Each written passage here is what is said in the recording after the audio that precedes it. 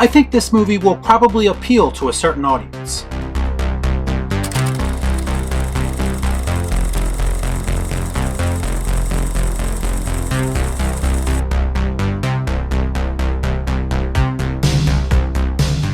Before I get started, I'd like to kindly ask that you hit the like button, and please subscribe to the channel for more content just like this. Come on, push the button!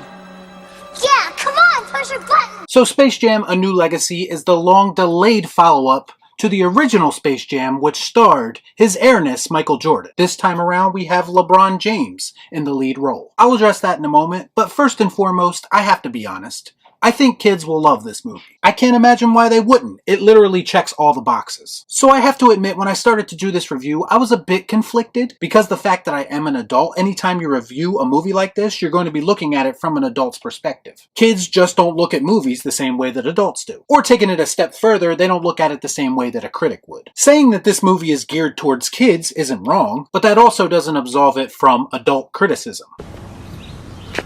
That makes sense. Especially when you're using an old property that we all grew up on. I mean, let's be honest, when you put Easter eggs in the movie like Clockwork Orange or Pennywise the Clown, obviously you are at least trying to appeal to an older demographic as well. And as far as LeBron James' less than intelligent comments, where he tries to draw parallels between this film's negative reviews and racism, I would caution Mr. James to really think about things before he says stuff like that. Because from what I've seen, a lot of the people who don't like Space Jam 2 do like Space Jam 1, which by the way also starred an iconic black basketball player. So maybe it's not wise to make excuses and just accept other people's opinions like a big boy. You lose! Good day, sir! That being said, I pride myself on honesty, and I didn't want to let his ignorant comments cloud my judgment about this movie. And there are some things that I enjoyed about it. First and foremost, it's great to see the Looney Tunes again, even if some of the voice acting was a bit off for me. But these characters are timeless, and thankfully they didn't do a whole lot to degrade or devalue them, so I appreciated that. Except for poor Pepe Le Pew, of course. Guess who? It is me!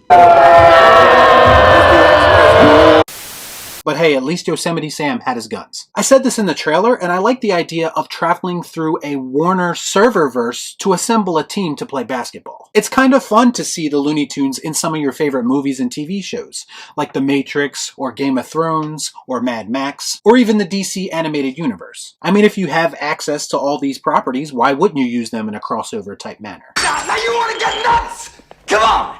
Let's get nuts. Even if the film does lean on those references and Easter eggs a little bit too much for my liking. The comedy in this movie was mostly misses, but there were a couple of bits that I thought were pretty good. There's a Michael Jordan fake-out moment in this movie, and I won't really spoil it for you if you haven't seen it, but it was actually pretty funny. There's also a Porky Pig battle rap session, which sounds ridiculous, but I thought was kind of entertaining. And this movie does poke fun at LeBron James at times even as well, specifically his tendency to leave teams behind. I appreciated that level of self-awareness.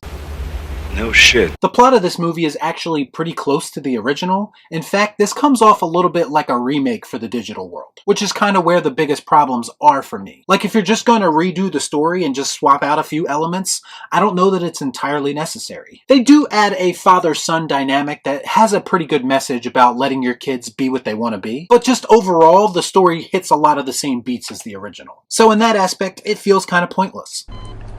Why? Don Cheadle is the villain of this movie, and his performance is about as over the top as you can be. Also, this can't be stressed enough.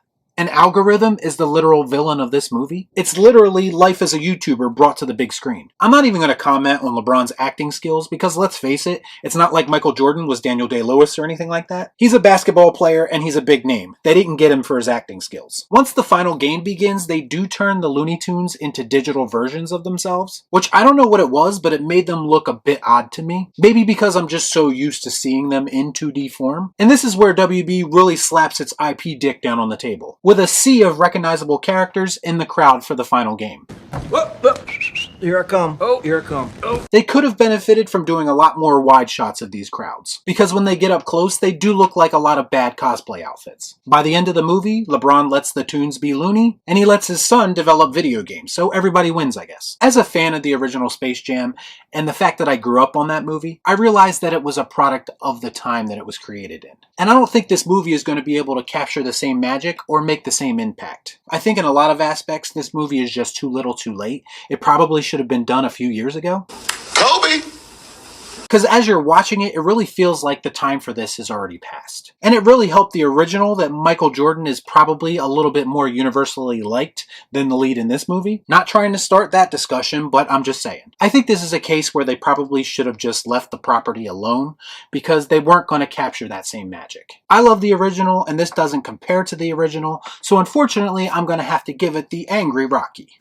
That's right, it stinks! Sometimes, some properties are just best left in the past. Sometimes men take matters into their own hands. That's all, folks. So let me know what you thought about all this in the comments down below. As always, please like, comment, share, subscribe to the channel, hit that bell for notifications, and I'll see you next time right here on Real Shit. Thanks for watching. Peace out. Y'all be cool. Shut up.